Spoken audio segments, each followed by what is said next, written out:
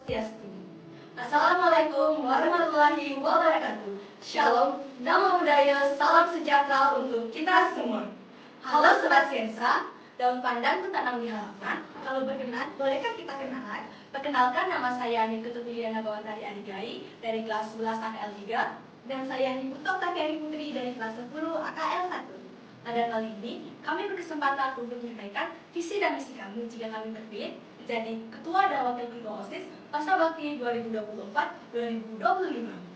Visi kami adalah mewujudkan OSIS sebagai organisasi yang terpandang di lingkungan sekolah, berintegritas tinggi dan inspirasi. Yang kedua, menjadikan OSIS sebagai organisasi yang mampu mengembangkan minat bakat siswa-siswi SMP dan Sabang, baik di bidang akademik maupun non-akademik melalui berbagai kegiatan yang menarik dan kreatif, serta mendukung 5S, senyum, sopan, salam, santun, dan sapa. Dan misi kami adalah yang pertama, meningkatkan keimanan dan ketakwaan kepada Tuhan Yang Maha Esa. Yang kedua, membangun SDM siswa atau siswi SMK Negeri 1 Abang yang bermutu tinggi dan berkualitas di lingkungan kerja. Yang ketiga, mengadakan kegiatan yang kreatif dan inovatif yang berasal dari aspirasi siswa atau siswi. Yang keempat, menjalin hubungan yang erat antar anggota organisasi dan juga warga sekolah. Dan yang terakhir, yang kelima, membangun hubungan yang baik antar warga organisasi. Nah, sekian penyampaian video visi misi kami. Untuk teman-teman, kami ingatkan untuk memilih kami sebagai calon ketua OSIS dan wakil ketua OSIS dengan nomor urut 2. Nomor 2, tiada duanya. Moving for the bright future. Wujudkan kejayaan dengan suatu perubahan. Terima kasih.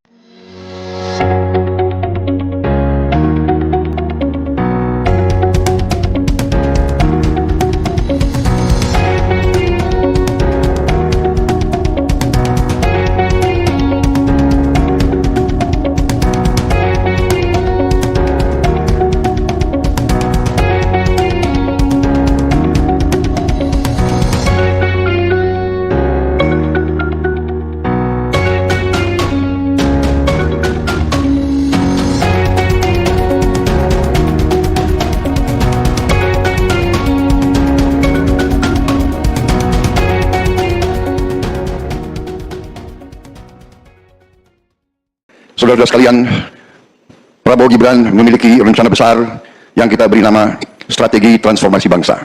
Inti daripada strategi ini tentunya adalah meningkatkan kemakmuran bangsa Indonesia dan terutama memperbaiki kualitas hidup manusia Indonesia, seluruh rakyat Indonesia.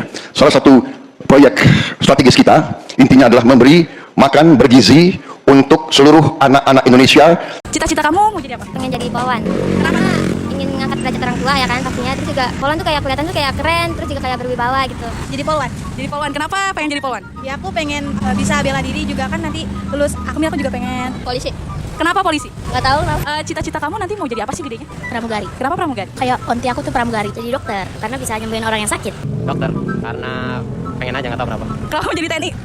Kenapa ya? Pertama biar jadi kebanggaan orang tua lah. Lebih ke pengusaha sih sebenarnya. Pengennya pengusaha apa? Kuliner. Kemungkinan game developer. Pernah nggak lo ngebayangin gimana hidup lo 5-10 tahun ke depan? Apakah lo sudah yakin semua hal yang lo lakuin saat ini tuh alasannya apa? Dan apakah yang lo lakukan saat ini itu mengarah ke kehidupan ideal yang selama ini lo dambakan? Yang jadi masalah adalah kita harus ngapain kalau misalnya yang kita lakuin sekarang malah ngasih dampak buruk dalam jangka panjang. Assalamualaikum warahmatullahi wabarakatuh. Selamat siang, salam sejahtera bagi kita semua. Yang terhormat Bapak Dosen Pembimbing Wahyu Purbo Santoso selaku dosen pembimbing mata kuliah Estetika Humanisme pada program studi S1 Manajemen Universitas Cyber Asia. Izinkan saya pada kesempatan kali ini untuk mempresentasikan mengenai visi dan misi sebagai satu kelengkapan untuk ujian akhir semester pada program S1 Manajemen Universitas Cyber Asia. Visi, misi, dan tujuan hidup. Visi. Visi adalah gambaran tentang masa depan yang diinginkan. Visi bukan sekedar angan-angan, tapi sebuah cita-cita besar yang memberi arah dan tujuan hidup atau arah organisasi. Visi dirumuskan sebagai panduan strategis jangka panjang, namun berorientasi kepada apa yang ingin dicapai di masa depan. Dalam konteks organisasi atau perusahaan, visi adalah pernyataan strategis yang menjelaskan di mana organisasi ingin berada dalam 5-20 tahun mendatang, bagaimana organisasi ingin dikenal oleh masyarakat atau pelanggannya, dan arah jangka panjang yang menjadi inspirasi dan acuan pengambilan keputusan. Contohnya, menjadi universitas terbaik di Asia Tenggara dalam bidang teknologi dan inovasi pada tahun 2040. Visi yang baik memiliki karakteristik sebagai berikut. Yang pertama, imaginable atau dapat dibayangkan. Visi yang baik harus menggambarkan kondisi masa depan dengan jelas dalam benak orang-orang. Yang kedua, desirable atau menarik. Visi harus memotivasi dan menggugah minat, bukan hanya untuk pendiri atau pemimpin, tapi juga seluruh anggota organisasi. Yang ketiga, visible atau dapat dicapai. Meski menantang, visi harus realistis. Dalam kata lain, masih bisa dicapai dengan usaha dan sumber daya yang ada. Yang keempat, fokus. Visi yang baik tidak terlalu umum atau kabur, tetapi menunjukkan arah spesifik yang ingin dicapai. Kemudian, fleksibel atau adaptif. Visi harus cukup lentur untuk menyesuaikan diri dengan perubahan tanpa kehilangan arah utama. Yang keenam, communicable atau mudah dipahami. Semua orang, mulai dari pimpinan hingga karyawan atau anggota organisasi, harus bisa memahami visi tersebut dengan mudah agar bisa menerapkannya dalam tindakan nyata. Kesimpulannya adalah, visi adalah fondasi dari semua perencanaan dan tindakan, baik dalam kehidupan pribadi maupun dalam organisasi. Visi yang kuat dan jelas akan menjadi kompas atau penunjuk arah dalam menghadapi tantangan, serta memberi inspirasi dan arah agar kita atau organisasi tetap fokus pada tujuan jangka panjang. Selanjutnya, kita akan membahas mengenai misi. Apakah saudara sudah tahu apa itu misi? Nah, jika belum, misi adalah penjabaran konkret dan operasional dari visi.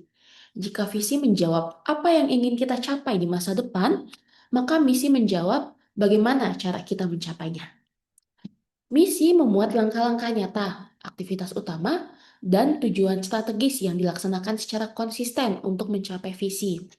Dalam konteks organisasi, misi adalah panduan operasional harian bagi seluruh anggota organisasi, pimpinan maupun karyawan. Misi merupakan suatu kerangka kerja strategis yang menyatukan nilai budaya dan arah tindakan organisasi. Misi merupakan suatu alat untuk mengukur keberhasilan dan konsistensi organisasi terhadap tujuannya.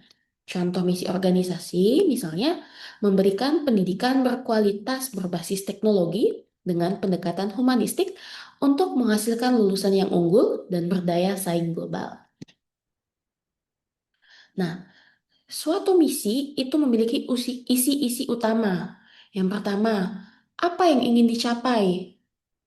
Yang kedua, apa yang dilakukan untuk mencapainya?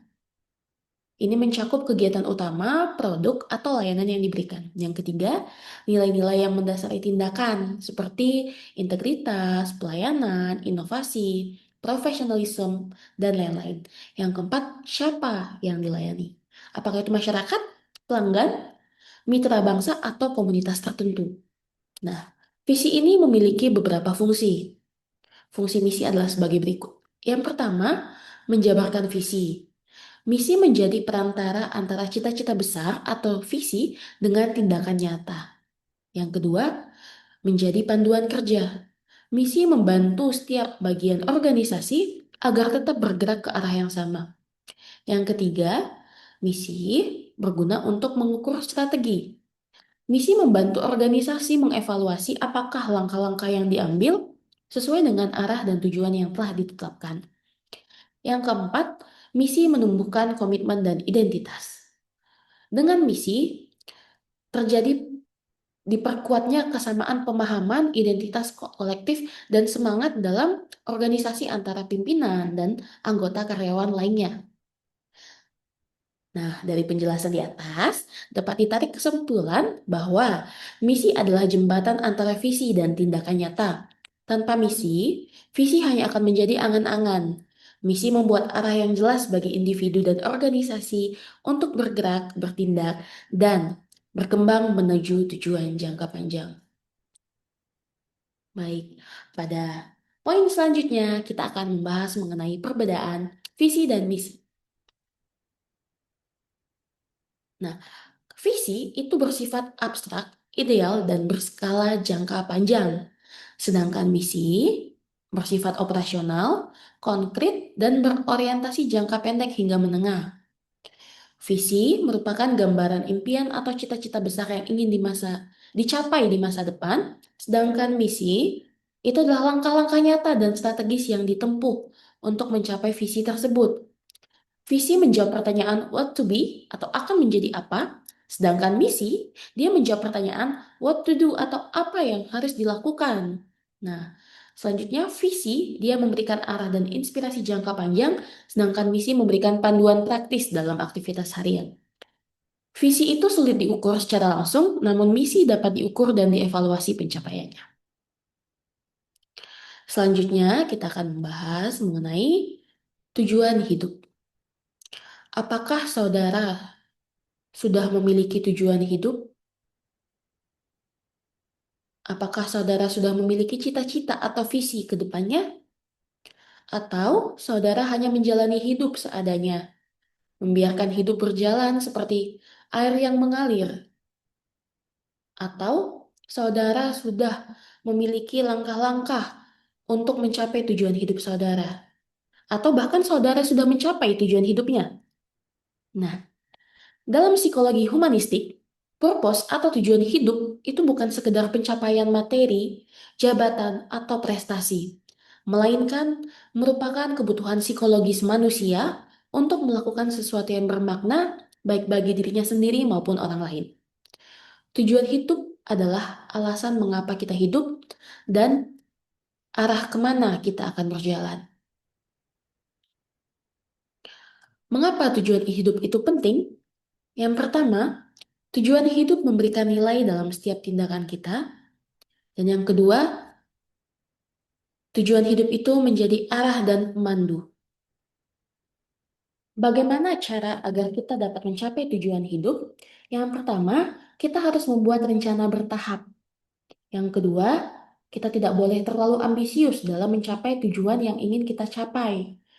Kita harus mengerjakan progresnya sedikit demi sedikit dan bersabar dalam menunggu hasilnya. Ketika kita sudah melakukan yang terbaik, maka hal itu akan kita raih. Yang ketiga, menghargai diri sendiri. Yang keempat, belajar dari pengalaman di masa lampau. Yang kelima, kita harus bersikap realistis dalam menentukan tujuan hidup agar kita dapat mencapainya. Tujuan hidup yang terlalu tinggi dan tidak disesuaikan dengan standar atau sumber daya yang ada, maka itu adalah impian yang atau tujuan hidup yang terlalu muluk-muluk dan susah untuk dicapai.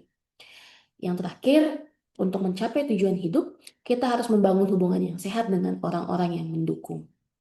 Materi ini mengajak kita untuk merenungi arah hidup secara mendalam dengan menyeimbangkan aspek rasional, spiritual, dan emosional. Dalam kerangka estetika humanisme, hidup bukan sekedar bertahan, tapi memberi makna dan nilai baik bagi diri sendiri maupun orang lain. Visi dan misi bukan hanya konsep korporasi, tetapi dapat diterapkan dalam kehidupan pribadi agar kita memiliki kompas hidup yang jelas. Jika visi adalah apa yang kita impikan, maka misi adalah bagaimana kita mencapai secara nyata. Dengan pemahaman makna hidup yang kuat, terutama melalui spiritualitas dan nilai-nilai kemanusiaan, kita akan mampu menjalani hidup secara lebih bermakna dan autentik, sebagaimana ditekankan dalam pendekatan psikologi humanistik. Baik. Demikian yang dapat disampaikan mengenai visi, misi, dan tujuan hidup terkait dengan estetika humanisme.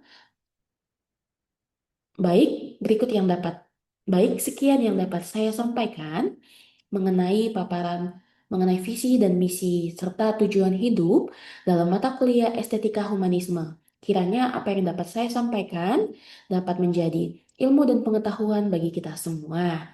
Terima kasih juga kepada Bapak dosen pembimbing mata kuliah estetika humanisme, Bapak Wahyu Purbo Santoso, yang telah memberikan segenap ilmu kepada kami para mahasiswanya dalam 1 semester terakhir.